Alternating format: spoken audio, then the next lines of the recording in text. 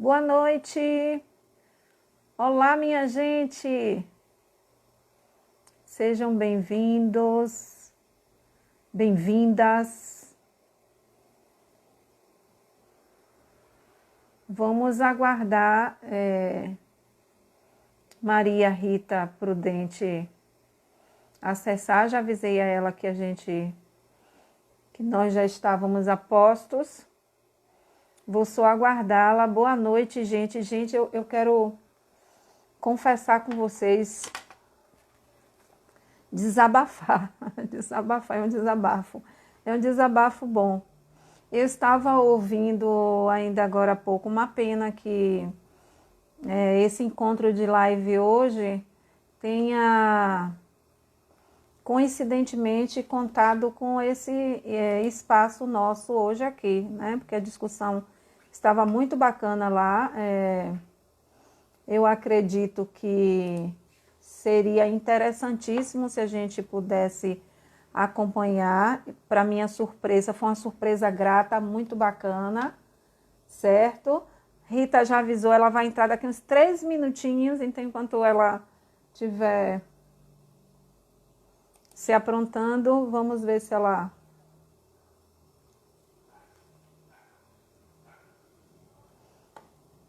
Vamos ver se ela entra aí, tá? Aí deixa eu já dizendo para você. Boa noite, Dene, Paloma.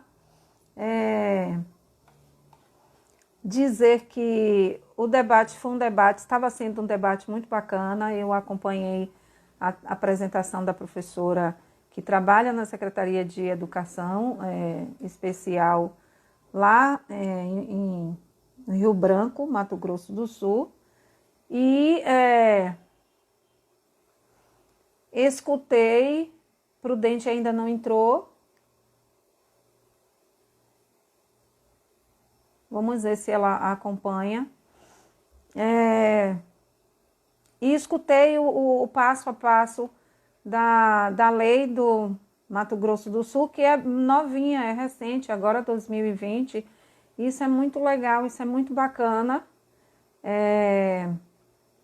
E já me deixa com um ar de bastante felicidade e de satisfação saber que a gente tem crescido, mas a gente precisa se dar conta de que enquanto do global, né? A gente discute as questões globais, mas também as locais, mas também pensando nas questões globais. Então eu acredito que talvez agora a gente possa empreender mais esforço, assim como a gente já tem mais estados e mais municípios que já têm leis mais definidoras desse atendimento, e que a gente vai entendendo melhor como manter nossa defesa. Eu acho que é isso que a gente precisa entender, compreender nesse cenário complexo que é o nosso Brasil, mas que a gente vai conseguindo assim, caminhar.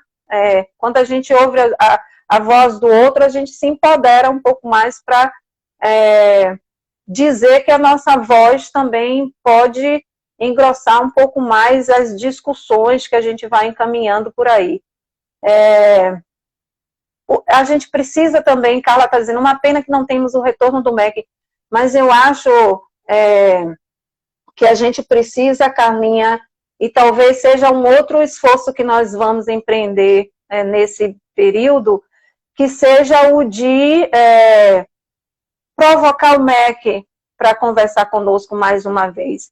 No encontro aqui em Salvador, o ano passado, em 2019, veio uma representante do MEC. Nós fizemos muitas interrogações, mas as interrogações as indagações que nós fizemos não foram respondidas a contento, e principalmente não foram respondidas a contento com relação ao levantamento que foi feito, né?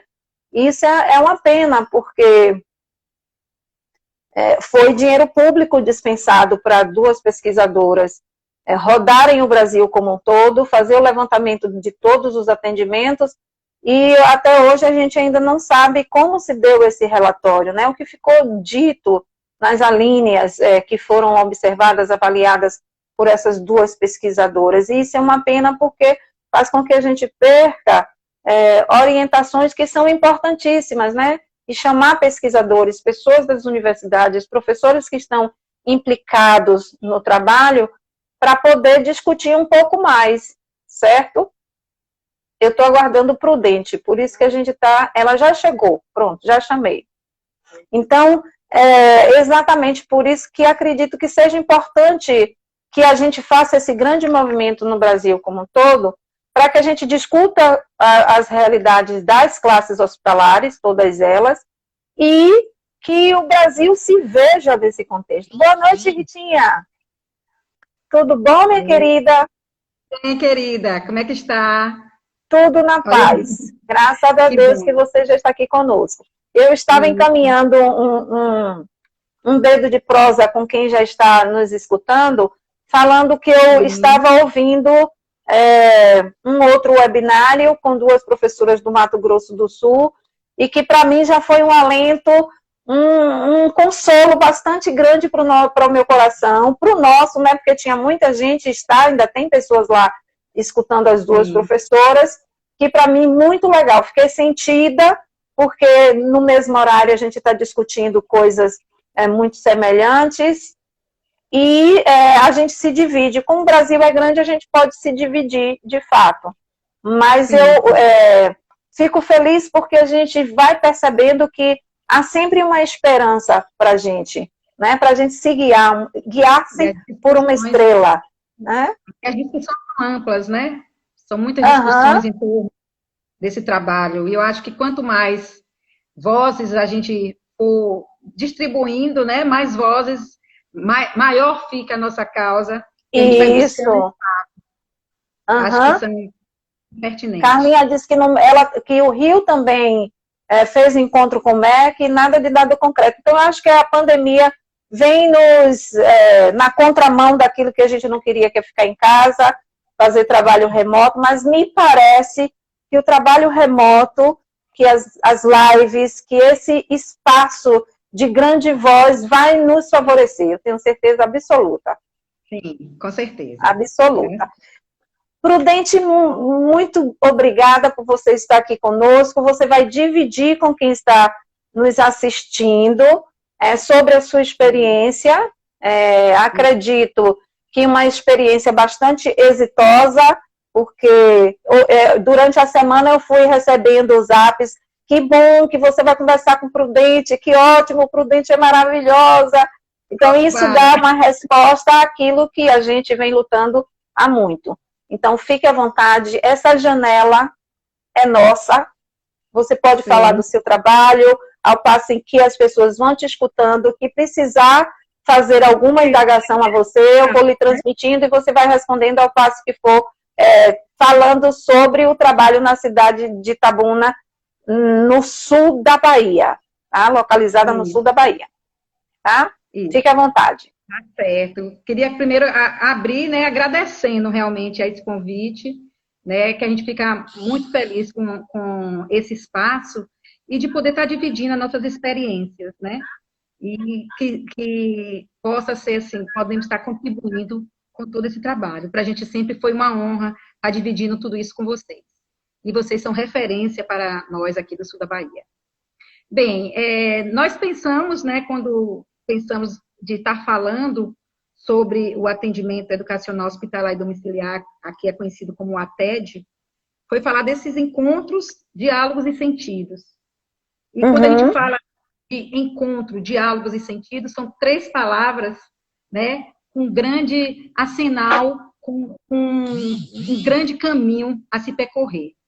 E aí eu queria realmente começar a falar desse espaço de acolhimento, desse espaço de políticas públicas, inclusive, né, que a gente tem buscado muito, e compreender todo o percurso, né, de como foi a classe hospitalar aqui em Itabuna, ou melhor dizendo, aqui no sul da Bahia, né, porque acabamos ganhando esse espaço, não só Itabuna, mas também atendemos crianças de toda a região, do sul e extremo sul. Então, o ATED é conhecido como atendimento educacional hospitalar domiciliar, mas atendendo não apenas Itabuna, mas o sul e o extremo sul. Então, falar desses encontros, né?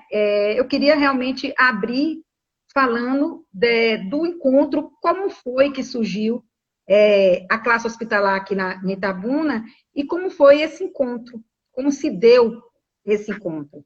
E todo encontro, ele vem recheado de histórias, né? Histórias humanizadas, principalmente quando se fala nesse contexto hospitalar.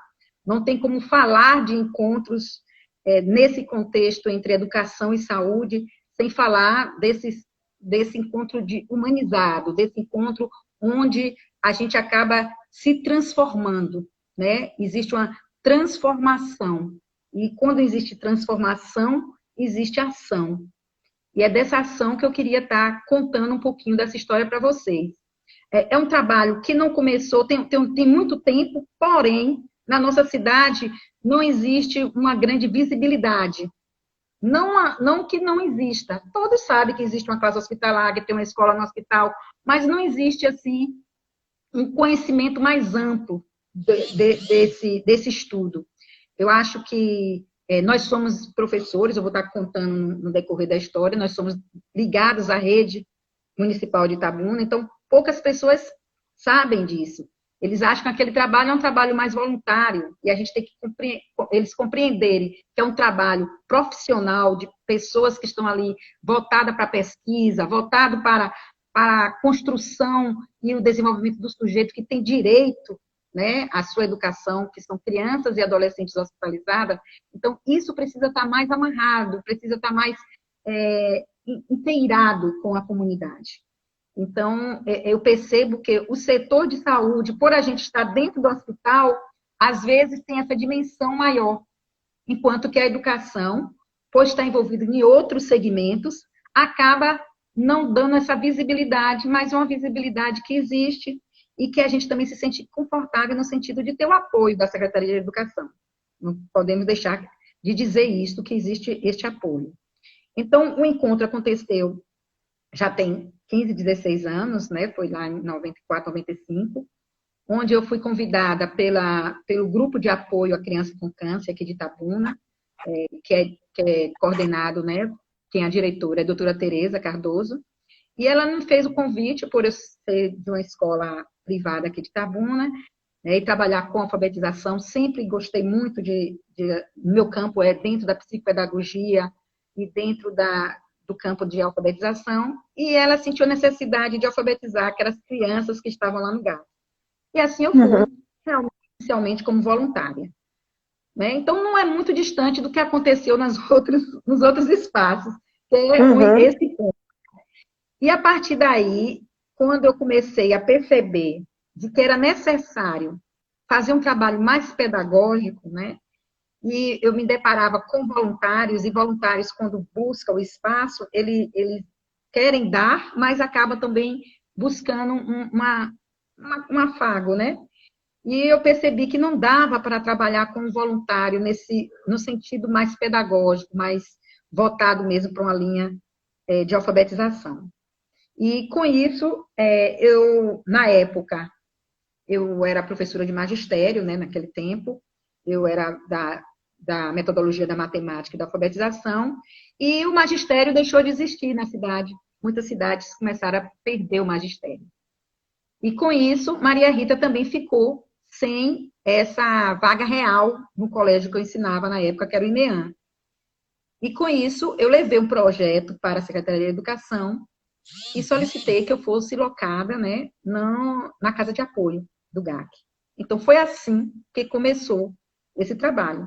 Então, inicialmente comigo, depois eu fui solicitando outros professores, e aí os outros professores foram chegando, né, nós fomos ampliando o espaço, não ficando só na casa de apoio, mas aí nós já fomos para a oncologia, né, a pediatria oncológica no Hospital Mano Novaes, que é o hospital que atende as crianças aqui da região, que é ligado à Santa Casa, ao Calixto, e nós fomos fazendo deste encontro outros encontros.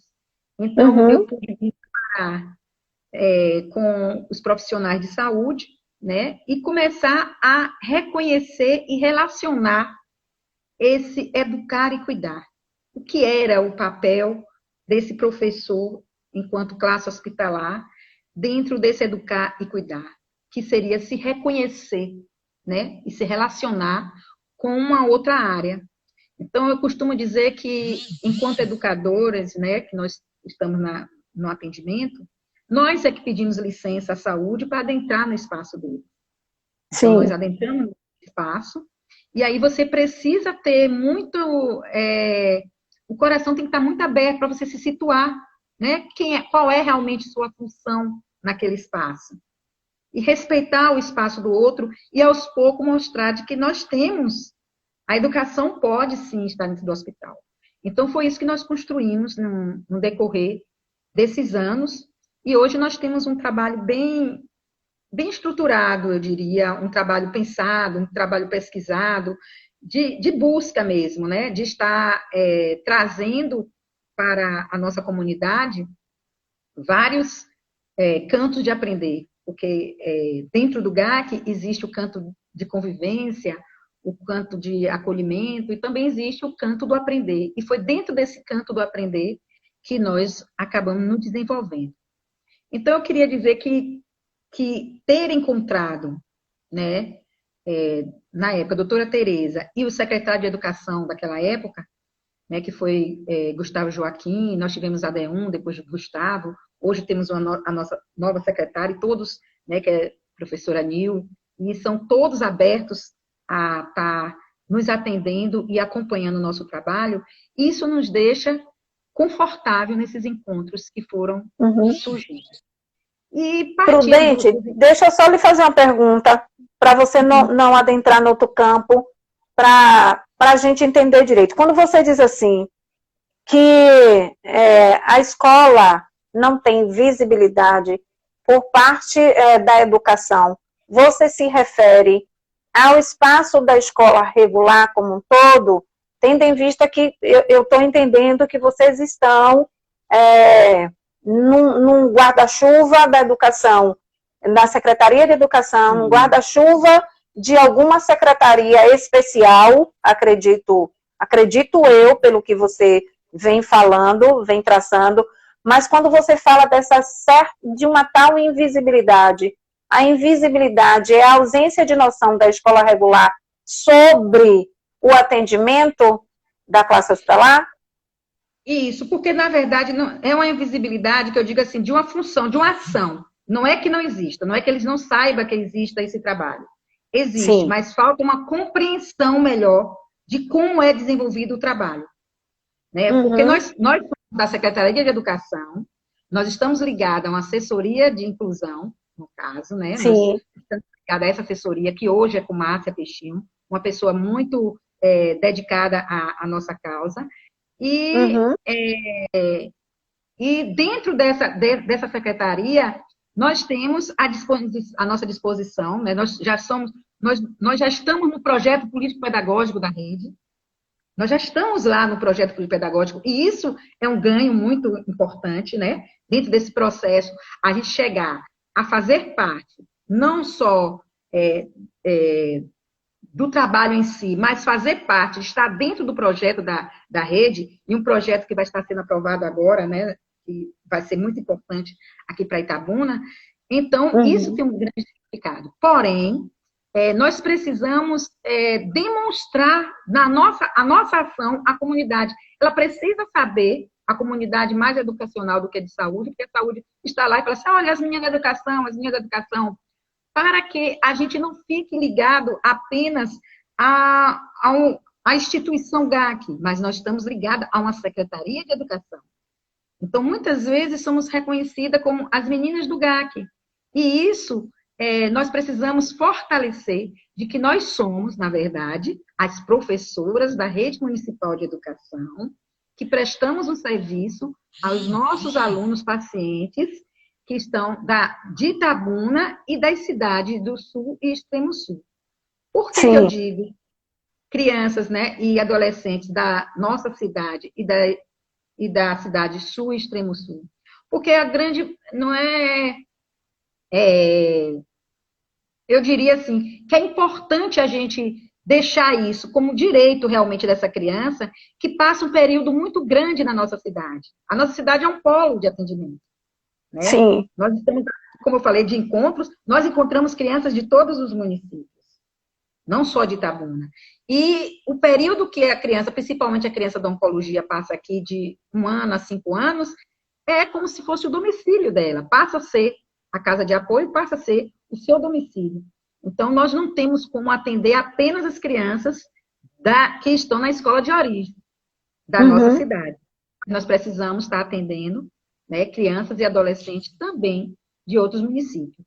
Então, esse trabalho, ele é visível nesse aspecto, de que nós estamos lá desenvolvendo o trabalho, porém, precisam conhecer melhor nossa metodologia, nossa carga horária, nossos atendimentos, porque nós atendemos em vários espaços, não atendemos hoje só na casa de apoio, nós temos um ambulatório, que é um trabalho específico, nós temos a pediatria, nós temos o CERDOF, nós temos o domicílio do aluno. Então, como é que esse trabalho está organizado hoje? Que sentido nós damos? E com quem dialogamos?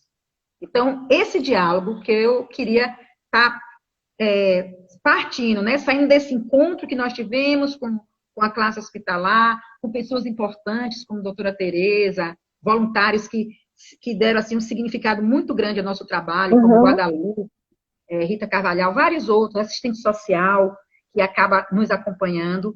Mas nós temos que ter um diálogo com essa comunidade. Então, eu diria que hoje, um dos nossos grandes desafios, um grande passo na nossa vida, é buscar esse diálogo com a comunidade. Nós montamos aqui, em alguns momentos, um colóquio para reunir o setor de inclusão, para estar discutindo. Nós já, no início, nós buscamos ser uma escola, até que a gente deparou de que nós éramos uma modalidade, mas a gente queria ser uma escola, né? Principalmente quando Salvador implantou uma escola. A gente, não, se Salvador tem uma escola, por que a gente não pode ter? Mas, dentro do entendimento da nossa organização aqui do município, nós tivemos que caminhar para essa questão da modalidade e do atendimento educacional, hospitalar e domiciliar, para poder entender de que forma esse atendimento se dá.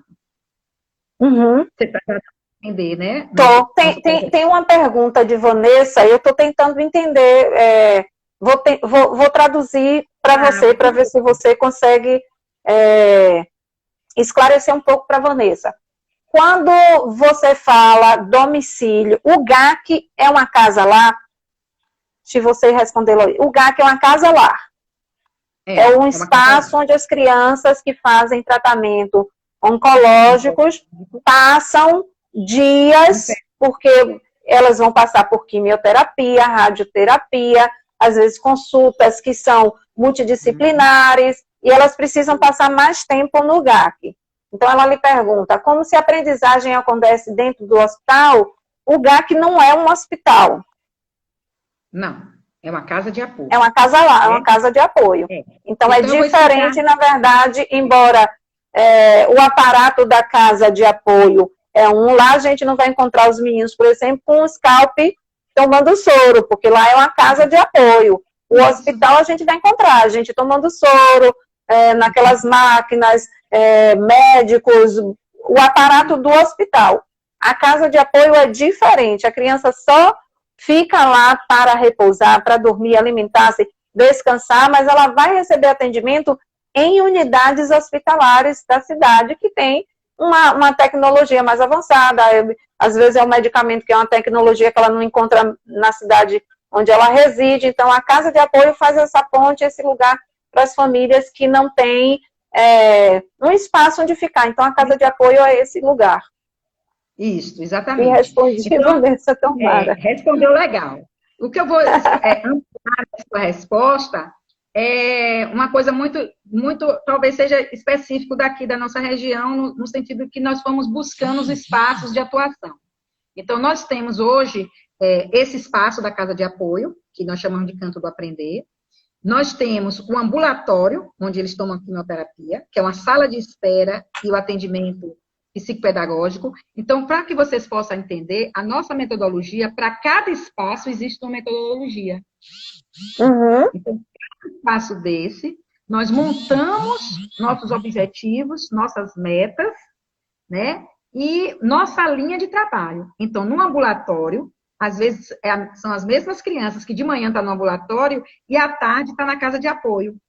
Então, a criança tem o atendimento específico no ambulatório e um atendimento mais próximo da escolarização na casa de apoio.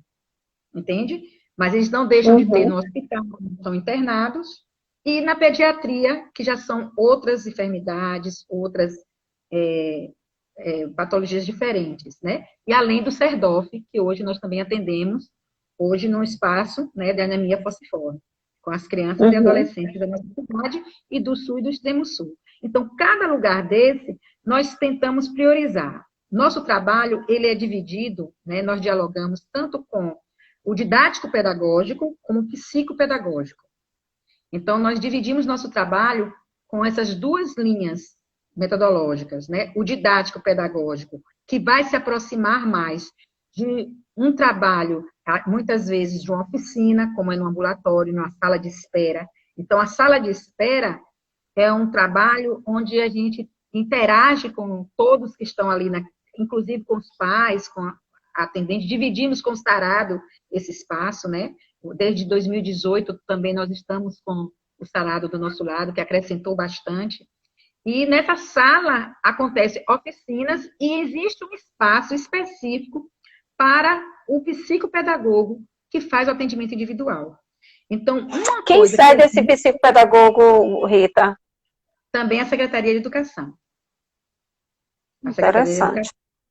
Então, lá no ambulatório, assim como tem o espaço do odonto, o espaço do enfermeiro, o espaço do psicólogo, da nutricionista, tem o espaço da professora e do psicopedagogo. Então, isso é muito importante. Que existe dentro do ambulatório uma equipe multi, onde se discute, onde se reúne, né, semanalmente, às vezes quinzenalmente, agora não por conta da pandemia, mas nós nos encontramos e fazemos estudo de caso junto com a equipe multi e discutimos. Sim. Então, existe o lugar desse professor, existe o lugar desse psicopedagogo, e o psicopedagogo desenvolve o trabalho do PDI, que é o Plano de Desenvolvimento Individual. Então, é traçado o PDI dessa criança, e quando nós vamos à escola de origem, é um documento, né, que valida o nosso trabalho, apresentar o PDI, desenvolver a metodologia, o que está sendo desenvolvido com cada criança. Então, todos esses espaços acabam dialogando conosco. Então, já falei do ambulatório, que é uma coisa importante, da casa de apoio. Aí eu queria estar falando um pouquinho do espaço da escola de origem. Quando nós vamos até essa escola, quando há necessidade de ir até a escola, ou uma necessidade nossa, ou a necessidade da escola para até lá, a gente prepara todo um trabalho para ser realizado com os professores e com os alunos. Então, apresentamos quem Como é o trabalho com os professores? Com os professores é um trabalho mais voltado para uma prática, né? Geralmente, da mesma forma que a gente faz com as crianças uma prática, um diálogo, a gente faz tipo uma roda de conversa com esses professores. Mas aí fica na escola. Quando eu falei dessa questão da visibilidade, é porque eu preciso ampliar para a rede. Porque somente as escolas que têm essas crianças é que nos reconhecem. Mas a gente precisa ampliar para a rede para que outras escolas também possam solicitar esse tipo de trabalho, de uma formação para a equipe, né, de conhecer o PDI daquela criança e saber como nós estamos desenvolvendo. Então, é necessário. Então, o trabalho na escola de origem, ele vem ampliando. E uma coisa também que é importante é que nós não atendemos apenas as crianças da rede, porque não dá para separar num trabalho como esse quem é de escola privada e quem é de escola pública. Não dá, nós não conseguimos distinguir. Não dá para trabalhar com criança dentro do hospital, senão a gente vai estar ferindo o nosso projeto político-pedagógico e vai estar ferindo a nossa concepção enquanto professor de um atendimento específico, de um atendimento mais específico dentro desse olhar mais humanizado. De um atendimento universalizado, porque assim, quando a gente Isso. diz que todos devem ser atendidos, no sentido de pensarmos numa educação emancipatória, a gente não pode pensar em excluir ninguém por ser uma educação pública. Né? E exatamente por ser uma educação pública, é que ela não pode ser uma educação exclusora. Então, a criança que está em situação de adoecimento, ela precisa ser acolhida e não excluída, né? Como alguém que não faz parte do sistema de ensino público, ainda que ela seja aluno do ensino privado. Então, na hora de fazer uma frequência, não tem como não desvincular essa criança. Então, a gente precisa pontuar de que ela esteve no atendimento e contar com um aluno que está ali. Já na pediatria, que é uma rotatividade muito grande, né? Na pediatria, da enfermaria do Novaes, é um outro público, né? É diferente. Então, existe um dinamismo no trabalho. Então, existe um trabalho também de oficinas, mas também existe o trabalho de leito, onde você vai de leito em leito, desenvolve aquele trabalho. Uma coisa importante que o nosso município também eu acho que tem como um abraço para a gente, é que eles disponibilizaram estagiários. Então, hoje que bom. Quem acompanha os estagiários, que necessariamente eu vou pensar que são do curso de pedagogia. Tem um professor que os acompanha junto com vocês? Cada professor, cada espaço, nós nos dividimos. Então, os professores daquele espaço, né, e a coordenadora, né, no caso, nós temos uma coordenadora, ela trabalha diretamente na formação desses estagiários e também na construção de funções, né, de distribuir, de que forma elas estarão contribuindo com o nosso trabalho. Porque é diferente. O trabalho do estagiário dentro da classe hospitalar é diferente do trabalho do estagiário que está indo para uma escola regular, que vai, às vezes, acompanhar uma criança de autismo, vai acompanhar uma criança, né? E lá não, ela vai encontrar um grupo de crianças que, na verdade, todos são ali especiais, e ela vai estar dividindo conosco aquele trabalho. Então, ela, ao mesmo tempo que ela interage, a gente tem a formação que é imprescindível, que elas participem conosco da nossa formação, e todo o trabalho desenvolvido junto com a professora, e esse estagiário está ali dividindo conosco. Hoje nós temos 4 estagiários e é muito interessante. Para não lhe interromper outra vez, eu vou fazer mais 2 perguntas que surgiram aqui. Uma lá anterior, que eu capturei, mas não me lembro quem foi que perguntou. Se todas as crianças, porque geralmente é comum a gente encontrar na classe hospitalar meninos que não estão matriculados, né? Para que a gente faça essa conversa com a escola comum, com a escola de origem desse estudante, das suas reais necessidades. Todos os alunos que vocês atendem são matriculados ou estão matriculados? Se não estão, qual é o movimento que vocês fazem? E uma segunda pergunta é, o que é o PDI?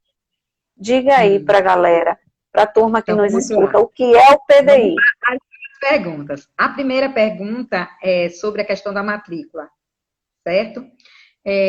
Uma das primeiras coisas que fazemos como nós já sabemos, que as crianças geralmente entram pelo ambulatório, a entrada da criança é pelo ambulatório, então é lá que a gente faz a ficha de matrícula. Uma matrícula, né, não a matrícula da escola, mas para o nosso controle.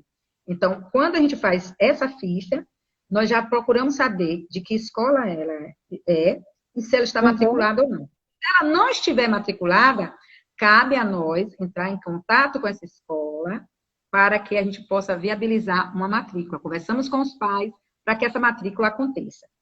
Então, a gente busca e incentiva que essa matrícula, que o aluno esteja matriculado. Então, é muito comum, realmente, encontrar os pais, inicialmente, quando é da oncologia, de falar assim, não, agora eu quero pensar na saúde, não na educação. Mas nós temos esse apoio muito grande do pessoal da saúde. Então, faz parte do protocolo da oncologia, a criança está matriculada. Então, esse apoio de doutora Tereza, doutora Regiane, de todos, né, os enfermeiros, todos que estão ali envolvidos, de toda a equipe, é dizer, está matriculado, procure Maria Rita, veja a equipe, procure tia Lio, procure tia Paula, cadê tia Nanda? Então, todos estão ali envolvidos para dar conta dessa matrícula desse aluno. Então, quando a gente percebe que a criança não está matriculada, a gente vai em busca dessa matrícula. E a segunda pergunta, que é o PDI, que é o Plano de Desenvolvimento Individual. Esse plano, ele é muito interessante e ele é construído pela nossa psicopedagoga, as meninas que ficam responsáveis pelo PDI. Então, ele é como se fosse um currículo específico para aquela criança. Então, imagine que em uma sala comum você tem 16 alunos, não é isso? Em uma classe hospitalar, um aluno é uma sala. É. Mais ou menos isso, né? Cada aluno é a sua sala de aula. Então, é muito específico. Então, aquele currículo, ele é específico para a construção daquele currículo daquela criança, ele é específico para ele. Então, nós fizemos uma adaptação, né? Nós temos uma equipe assim, maravilhosa, estuda mesmo, então isso é importante, né? Então, nós buscamos o modelo de um PDI, né? E dentro desse modelo, nós adaptamos para a nossa realidade, né? Enxugamos, nós podemos estar disponibilizando para vocês. E nesse nosso PDI consta lá a parte social, a parte educativa, a questão emocional, tem a parte da anamnese com a família e tem o currículo, o que é necessário para aquela criança aprender, quais são suas habilidades necessárias. Então, a gente parte dali e com esse PDI, o professor da casa de apoio tem acesso, o professor da escola regular pode ter acesso. Então, você acaba dialogando com esses espaços para você contribuir com o aprendizado desse aluno. Então, até a própria equipe médica, se quiser também ter acesso ao nosso PDI, pode estar disponibilizando. Assim como nós temos acesso nas discussões com a equipe multi do quadro de saúde da criança, através do PDI, a equipe de saúde pode estar sabendo do percurso educacional dessa criança. Então, é um suporte. E também uma coisa importante, é do PDI que você retira o parecer. Você precisa mandar um parecer para a escola, como também nós damos devolutiva para os pais, que é um outro ponto que eu gostaria de passar para vocês, que foi um grande avanço do nosso trabalho, foram as devolutivas para os pais. Na escola regular existe entrega de boletim, né? Encerrou a unidade. Então, nós percebemos que foi assim muito bem aceito o dia da devolutiva. Então, nós preparamos um ambiente com cafezinho, com um lanche, marcamos com as famílias lá no ambulatório, assim como fica marcado uma consulta médica, existe também marcado lá, né, que a criança vai ter naquele dia uma devolutiva da equipe de educação. Então, nós nos preparamos, nesse dia não tem oficina, não tem um atendimento específico com a criança, tem com o pai. Então, o pai chega e nós damos as devolutivas, lemos o relatório da criança e pontuamos. Aí, nesse momento, os pais se sentem valorizados, sentem um retorno, então, sente a importância de dar continuidade ao processo de escolarização do seu filho. Então, sair com um papel na mão também, isso, um registro, né, falando de todo o percurso que a criança passou, quantas vezes teve o atendimento, quais foram os conteúdos trabalhados nesse atendimento, mostrar o próprio PDI para essa família, com a linguagem acessível, que também é um outro ponto, que somos muito solicitados pela equipe de saúde. Eu falo rápido? Eu estou falando rápido? Não, tá tudo tranquilinho, tá tranquilíssimo. Eu vou contribuir mais um pouquinho com a turma que está perguntando um pouco mais sobre o PDI. O PDI, gente, é um documento obrigatório nos atendimentos educacionais especializados, que mais comumente, como política pública, a gente chama salas de recursos multifuncionais.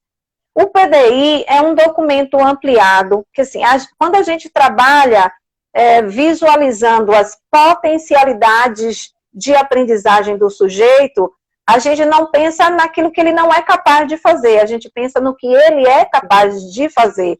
Então, o PDI é organizador exatamente desse pensamento, né? Quais são as possibilidades e potencialidades desse estudante, no nível em que ele se encontra, com a idade que ele tem, no nível da sua escolarização, o que é possível. Então, o PDI é um documento orientador de habilidades que esse estudante apresenta. Então, o professor, né, no caso, eu que trabalho no AE, faço sempre junto com o professor da sala comum, que nós vamos dimensionando potencialidades desse aluno, necessidades com aquelas possibilidades de aprendizagem que ele tem, e é um documento orientador, que inclusive nos subsidia para que a gente faça estudo de caso quando há uma necessidade muito grande de a gente se aprofundar naquele assunto, naquela deficiência, naquelas problematizações que o aluno apresenta. Então, acredito que no hospital o PDI também serviria enquanto documento, enquanto mais um documento orientador da prática desse professor. Porque se ele encontra um aluno com um tempo muito prolongado, ele deve, sim, estabelecer um plano de desenvolvimento individual para esse estudante. Acho que é bem legal, bem produtivo, se assim o fizer. Pode seguir. Sim, isso mesmo. Eu acho que o PDI, de certa forma, ele amplia muito o nosso trabalho e nos dá um respaldo, né, do nosso fazer. Isso. Uhum. E uma coisa interessante que a gente acaba recorrendo ao PDI é que muitas vezes a criança está fora de tratamento, né, entra no processo, que é um outro ponto. Geralmente a doutora fala assim: olha, Maria Rita, está fora de tratamento. Aí é que começa, na verdade, a educação começa a atuar. Porque a gente passa o período todo do diagnóstico, o período todo da quimioterapia com a criança, mas quando ele sai, que você fala assim, está em alta, precisa retornar para essa escola, o nosso trabalho, ele precisa ser mais intenso. Nós precisamos estar lado a lado com a criança e começar a perceber, porque às vezes pode ter algumas coisas começam, a questão da memória da criança, então observar na sua escola de origem como é que ela está. Então, o trabalho do psicopedagogo vem com muita força nesses aspectos. Então, uma outra modalidade, um outro serviço que começou a surgir conosco foi justamente isso, de a gente marcar como se fosse mesmo um atendimento clínico dentro da casa de apoio para essas crianças que retornaram à escola, que começaram a apresentar dificuldade de aprendizagem, que a escola começou a dizer, olha, a família começou a pontuar, e aí a criança volta depois de 1 ou 2 anos, e a gente está ali com o PDI, e não, você parou aqui, vamos partir daqui, vamos ver o que a escola está dizendo, e começar um trabalho de acolhimento, de aceitação, de afeto, porque a aprendizagem, a dificuldade de aprendizagem perpassa também por essas questões emocionais, que muitas vezes vêm com com muito sentido nas nossas crianças. Isso, então, e até porque tem muitas crianças nossas que evadem da escola, abandonam a escola por conta do processo de adoecimento. Além de evadir da escola, tem o próprio processo de atraso na aprendizagem. Isso tudo deve ser levado em conta. Isso, exatamente. A gente sempre fala assim, nesse momento não é possível, porque a Secretaria já se organizou para essa quantidade de profissionais que ela já disponibilizou para a gente. Mas na nossa equipe necessitaria de mais psicopedagogos, porque é uma função necessária, muito específica, para esse atendimento, né, dentro do hospital. Quantas pessoas estão junto com você trabalhando? Hoje somos 10 profissionais. Mas nós temos uma secretária e um apoio também. Além dos profissionais. Em média, quantos atendimentos vocês fazem, Maria? Ai, são muitos. Vamos lá. São muitos. Porque é diferente, né? Não é a quantidade de alunos, é a quantidade de atendimentos. Atendimentos, sim. Da rotatividade. Eu acho que chega em torno de 500 ao mês? Mais ou menos isso. Ao mês. E assim, fixos, porque a gente sabe que na casa de apoio existem, sim, pacientes que regularmente estão lá. Fixos, quantos pacientes vocês atendem? Nós temos em torno de uns 70, mais ou menos isso, fixo. Indo e vindo dentro da casa de apoio. É muito. É muita gente. Alguém fez uma outra pergunta aqui, mas essa devolutiva que você está falando dos pais, é possível no atendimento do ambulatorial? Sim, é feito lá no ambulatório. Esse atendimento, tanto na casa de apoio como no ambulatório. No CERDOF também é possível. Sim, sim. É muito interessante. Eu acho que é uma prática que pode ser adotada, porque tem trazido grandes retornos para a gente, muito positivo. A devolutiva. Sim, sim. Rita, eu fico assim imaginando, se vocês conseguiram, no município, serem atendidos pela Secretaria de Educação e muito aceitos também na convergência da Secretaria de Saúde, eu estou acreditando assim, vocês já conseguiram avançar com relação a algum dispositivo político, no sentido de ter algum decreto, de ter alguma resolução, de ter algum dispositivo de lei que ampare o atendimento não só da casa de apoio, mas digamos que em outros espaços, em outros lugares, em outros hospitais? Não, esse dispositivo, eu diria, dessas resoluções, não. O que nós temos garantido é que nós já fazemos parte desse documento legal da Secretaria de Educação, que é o projeto político-pedagógico da rede. Sim. Então, eu só diria assim, que seria o único documento que nós temos que não nos dá um amparo, né? Que nos ampara. Saber que esse trabalho não vai deixar de existir. Porque nós, dentro de um projeto pedagógico que vai ser agora regulamentado, por exemplo, por mais 10, 15 anos, e nós estamos lá, então não tem como um serviço como esse deixar de ser disponibilizado, de repente deixar de existir. Mas nós precisamos, sim, né? Porque antes era um contrato que existia entre a casa, o Hospital Manuel Novaes, a Santa Casa, o GAC com a Secretaria de Educação. Então, era necessário um documento escrito. Hoje não é mais necessário. Não precisa mais fazer esse documento, porque já está feito de que esse serviço existe, que nós estamos ali e que nós somos profissionais e que atendemos a essa demanda. Então, hoje, a nível de documento, né, nós precisamos, sim, buscar as políticas públicas, precisamos de um decreto, precisamos disso tudo. Mas eu acredito de um projeto de lei, que garanta, de fato, que não só em um espaço, seja garantido em espaço, mas que em outros também sejam possíveis de serem atendidos, né? Por isso que nós sempre batemos a questão de que não atendemos apenas no GAC, né? Nós atendemos também, né, em outros espaços. Nós atendemos no CERDOF, nós atendemos no ambulatório que está ligado ao GAC, atendemos na pediatria. Então, nós atendemos em outros espaços. Nós vamos até a casa da criança. Então, você já tem, Rita, uma rede muito ampliada de atendimento, um trabalho que está bem amplo na região onde você está.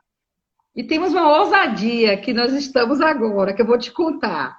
Nós estamos fazendo atendimento no período de pandemia.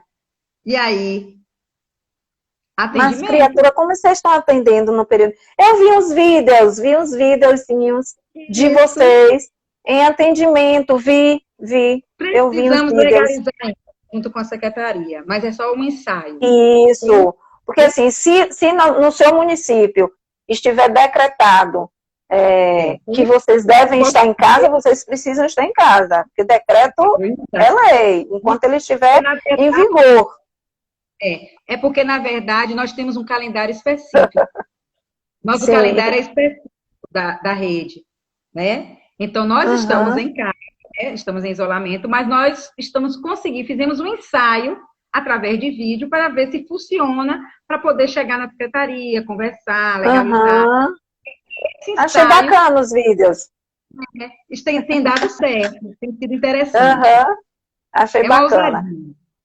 É uma ousadia boa, é uma ousadia que não fere nenhum princípio, a não ser o princípio da saúde, salvaguardando que ele precisa cuidar de si, só isso. Claro. Deixa eu ver se tem alguma pergunta para você. Sim.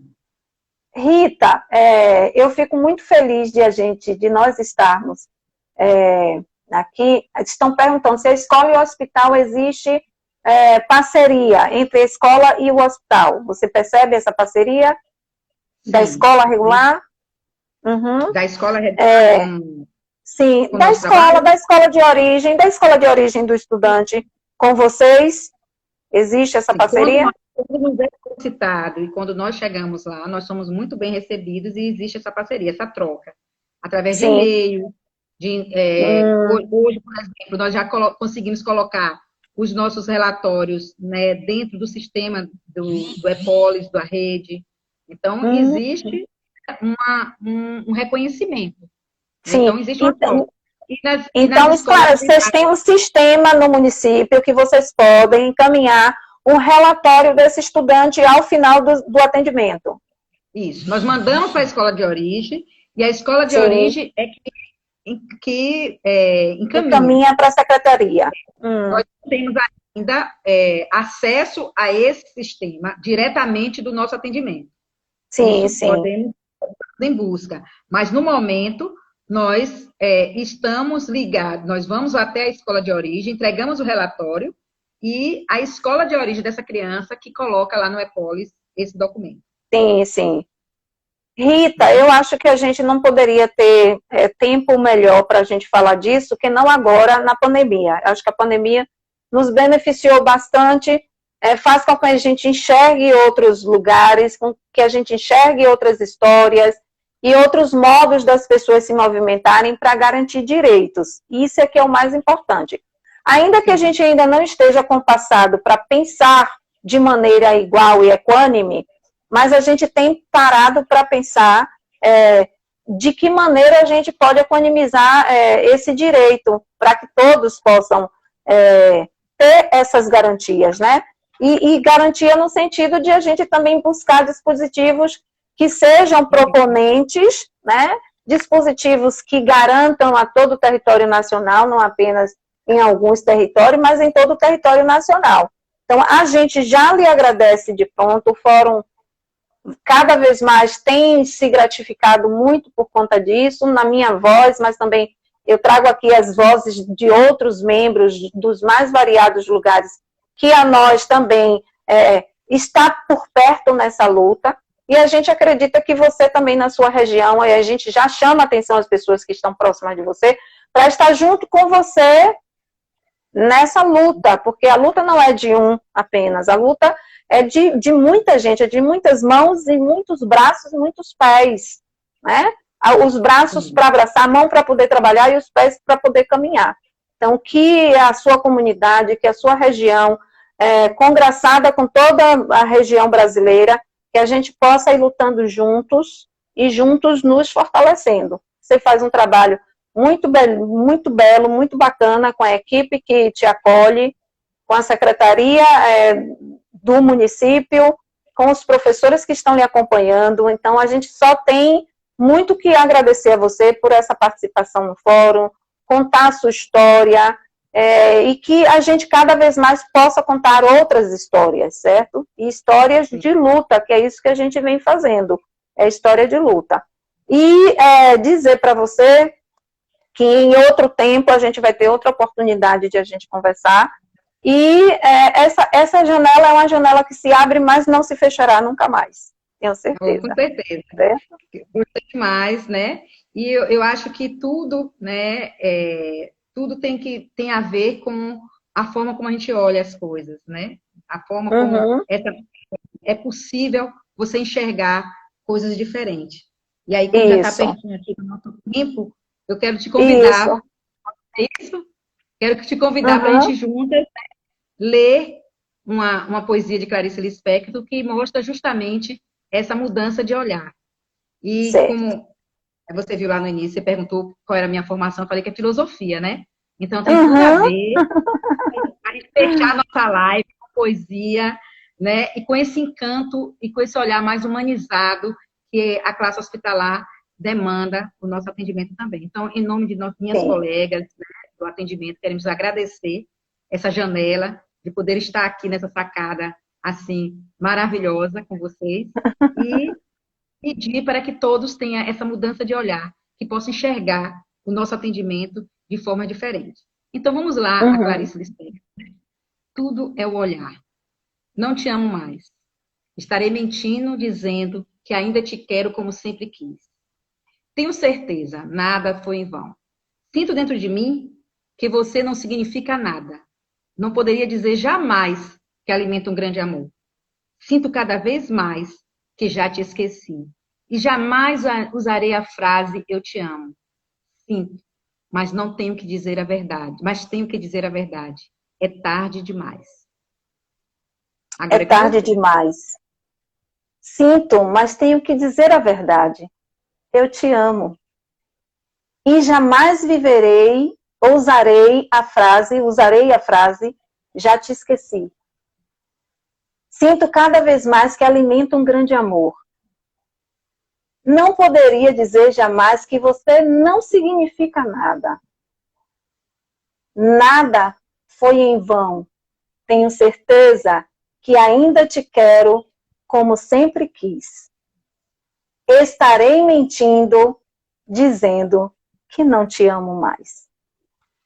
É isso aí. Não tem como não, né, mudar esse olhar para esse trabalho se a gente não muda o sentido. Então, eu estaria mentindo dizer que eu não sou, que eu não sou, que eu sou a mesma. Eu sou outra pessoa dentro desse trabalho. Nós somos outras pessoas a partir desse trabalho. Então, é um trabalho muito humanizado, um trabalho que mexe com nossos sentidos, que mexe com as nossas verdades, com nossas experiências. Então, eu sou muito feliz com os diálogos, os encontros e o sentido que a classe hospitalar trouxe para a minha vida e a diferença que ela faz, né, aqui em Itabuna, né, no sul da Bahia. Eu queria dizer para você que acho que o nosso olhar tem mudado todo dia também por essa janela, por quem a gente recebe e quem nos acolhe com carinho dizendo eu vou. E é tão bom quando a gente vai junto, não é mesmo? E junto com 37 pessoas que estão nos acompanhando agora. E você ganhando muitos coraçõezinhos. Então a gente vai junto sempre, tá bom? E jamais a gente vai deixar de dizer eu te amo, eu te agradeço. Muita gratidão, tá bom? Um beijo grande no seu coração, sua família. Cuide-se. Para quem está aqui também nos escutando, gente, cuida da saúde. Não sai de casa para nada não, viu? Cuida da saúde. Vamos pensar um pouquinho mais em nós. Que sempre haja esse espaço para a gente poder dialogar. São as terças e sextas. E que a gente abre o coração para a gente falar de coisa que importa em nossa vida. E isso é muito bom. Fiquem com Deus, que o universo os proteja, os ilumine, que o sol brilhe sempre e um girassol que nasça no coração de cada um, tá bom? Um beijo. Beijo, Ritinha. Beijo a todo mundo que está aqui. Beijão um beijo grande.